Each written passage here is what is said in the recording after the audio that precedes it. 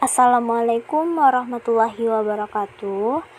Kami dari kelompok 1 akan menjelaskan mengenai konten kreator pendidikan non-formal, mata kuliah profesi pendidikan non-formal yang beranggotakan Hajidah Aisyah Iwanina, Latifah Nurulita, Meli Zamri, Poppy Baitul Nisa, dan Raihan Hadistira. A. Pengertian profesi dan konten kreator. Profesi adalah suatu pekerjaan yang memerlukan pelatihan maupun penguasaan terhadap ilmu pengetahuan tertentu, atau pengertian profesi juga sering diartikan sebagai pekerjaan yang memerlukan pelatihan dan keahlian khusus. Umumnya, setiap profesi memiliki asosiasi, memiliki kode etik, memiliki sertifikasi, dan memiliki lisensi khusus untuk bidang profesi tertentu. Sedangkan pencipta konten atau konten kreator adalah seseorang yang menghasilkan dan membagikan informasi, inspirasi, pengalaman, humor, atau saran melalui konten dalam bentuk tulisan, audio, atau visual.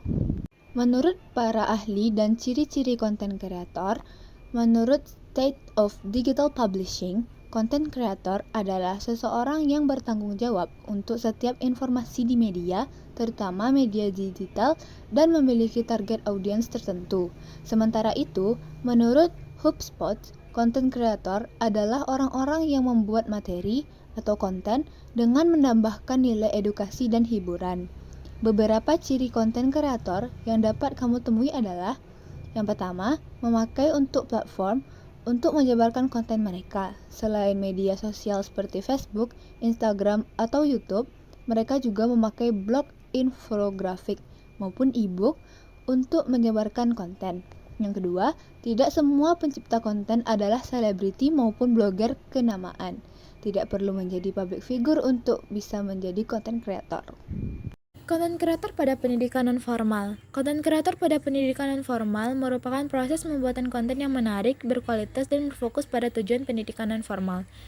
Seorang konten kreator menggunakan platform digital seperti media sosial untuk mengedukasi, menginformasikan, dan mempromosikan produk maupun jasa. Ciri-ciri konten kreator PNF meliputi: yang pertama, peningkatan kemampuan digital skill. Yang kedua, fleksibilitas.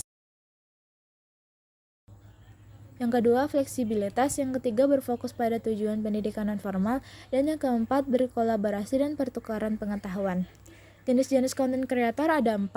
Yang pertama yaitu the networker atau penggiat jaringan. Yang kedua, the writer, penulis. Yang ketiga, the speaker, pembicara. Dan yang keempat, the visualizer, yaitu visualisator. D. Lingkup kerja profesi konten kreator pendidikan non-formal.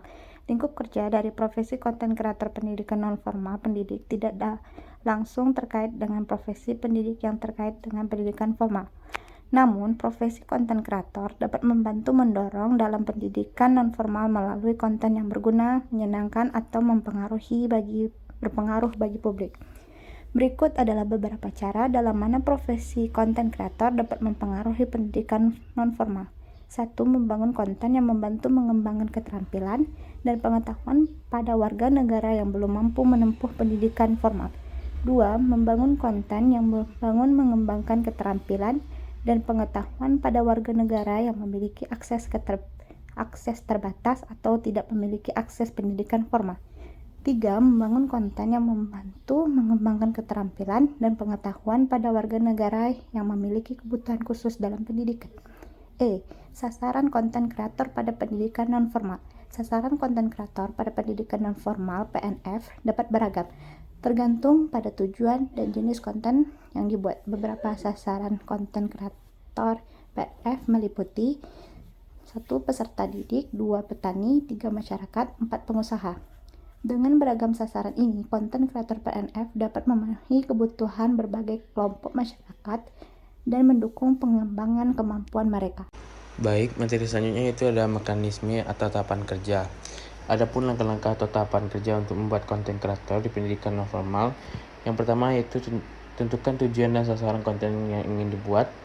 Yang kedua, pilih jenis konten yang sesuai dengan tujuan dan sasaran, seperti video, teks, multimedia, atau konten interaktif. Yang ketiga, pilih platform yang sesuai untuk membuat konten seperti Google Doc, PixArt, CapCut, Insert, maupun KineMaster ataupun TikTok. Yang keempat yaitu buat konten dengan memanfaatkan fitur-fitur yang tersedia di platform yang dipilih. Yang kelima, edit dan perbaiki konten sesuai dengan kebutuhan. Yang keenam, publikasikan konten di platform yang sesuai dan promosikan konten tersebut. Yang ketujuh, pantau dan evaluasi kinerja konten untuk menentukan kualitas dan efektivitasnya.